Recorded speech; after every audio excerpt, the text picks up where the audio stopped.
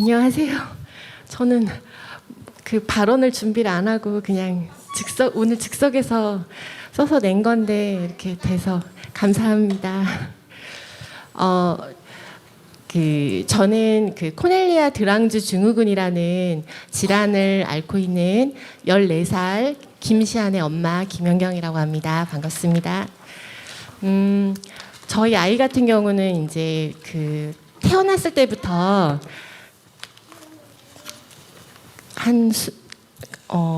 엄청 많은 이제 질환을 갖고 태어났는데 키우다 보니까 거의 24시간 아이를 밀착 케어를 해야 되는 그런 어려움이 되게 많아요. 아이가 이제 눈을 뗄 수가 없고 그러다 보니까 혼자서 이 아이를 감당하기가 너무 어려운데 이 장애인 활동 지원 서비스가 너무 감사한 거예요. 그래서 저희 가족이 정말 이 서비스를 이게 아마 만 7세부터 받을 수 있는 걸로 알고 있는데 그 후로부터 너무 삶이 진짜 행복하게 많이 바뀌었는데 아무래도 이제 이게 그 재원이 한정되다 보니까 조금 더 받고 싶은 마음이 있는데 이제 그 시간이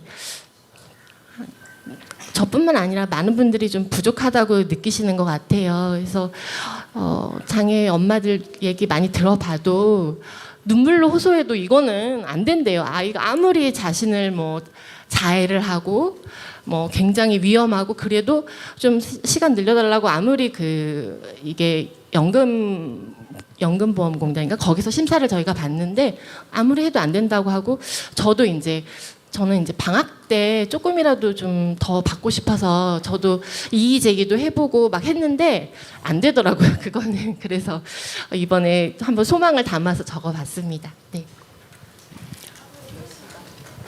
하루가 아니고요.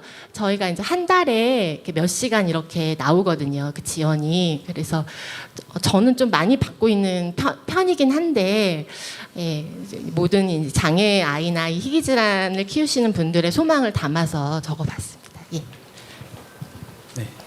네.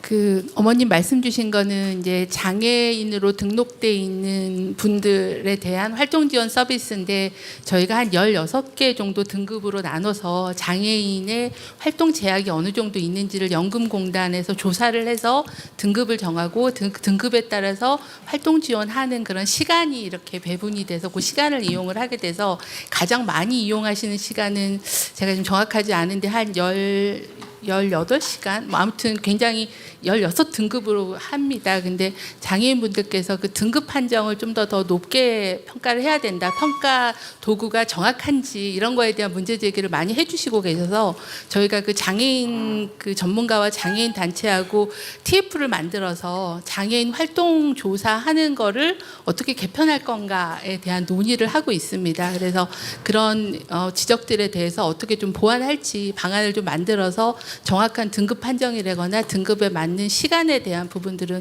좀 조정하도록 하겠다는 말씀드립니다.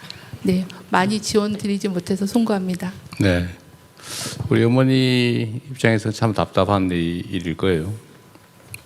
근데 어쨌든 국가 행정을 조금 책임지는 입장에서 보면 어떤 정해진 재원을 가지고 가장 중요하고 가장 급한 데부터 이렇게 집행을 해 나가는데 어쨌든 장애인 활동 지원 서비스 시간을 늘려달라는 민원은 뭐 희귀 환자뿐만이 아니라 장애인 사회 전반의 요구입니다. 요청인데 최대한 늘려보긴 하겠지만 어쨌든 정해진 예산 범위 내에서 해야 되는 것이라서 어쨌든 예산에 가용한 예산을 좀 늘리는 일, 결국 국가 경제 볼륨을 키우는 거. 두 번째는 이제 세수를 사실 우리는 선진국 비해서는 조세 부담률이 매우 낮아서 조세 부담률을 전체적으로 우리 사회 구성원들 사이에 협의를 거쳐서 좀 늘려야 됩니다. 지금 우리 조세 부담률이 20% 이하로 떨어져 버렸는데 도로 선진국이 대개 한 224%. 우리가 지금 17%인가까지 떨어졌다는데 다시 아마 좀 올라가긴 할 겁니다. 이번에 저희가 이제 조세 감면된 거 이제 원상 복구하고 조금 올라가는데 하여튼 그것도 좀 올려야 되고요.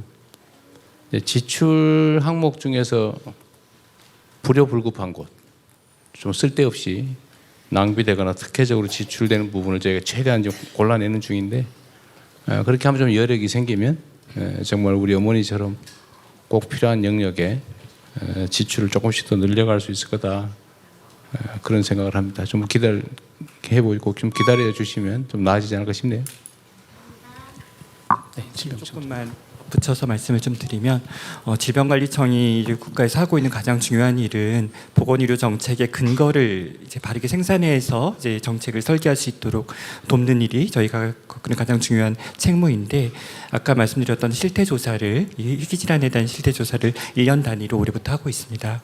올해도 이제 심층조사 항목에서 뭐 건강 상태 같은 기본조사 이외에 심층조사 항목에서 이제 간병, 돌봄 혹은 이동과 교통, 뭐 정신과 심리 같은 부분들, 즉 직접적인 건강에 이제 외부에 있는 요소들, 사회적인 요소들을 심층 조사하고 있고, 그런 조사, 실태 조사 내용들은 잘 정리되면 이번 정부 들어서 새로 생긴 태스크포스가 있습니다.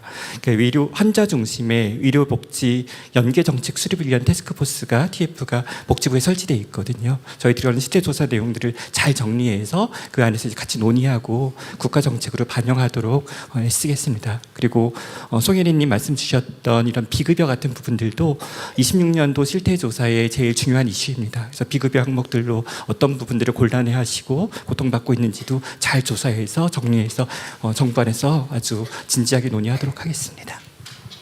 네,